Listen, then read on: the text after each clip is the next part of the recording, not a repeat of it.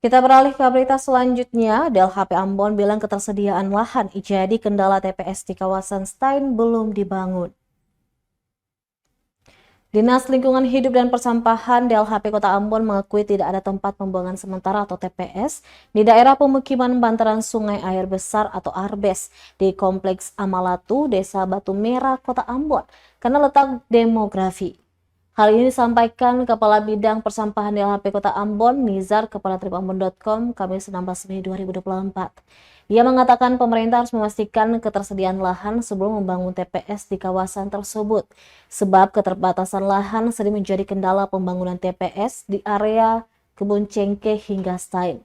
Dia pun mengimbau masyarakat yang tinggal di daerah bantaran Sungai Arbes untuk tidak membuang sampah langsung ke sungai. Hal ini karena dapat berdampak serius terhadap ketersediaan air bersih yang digunakan oleh warga, serta dapat mencemari sungai. Ia juga mengatakan terkait dengan persoalan persampahan butuh kerjasama yang baik antara pemerintah desa atau negeri bersama dengan DLHP.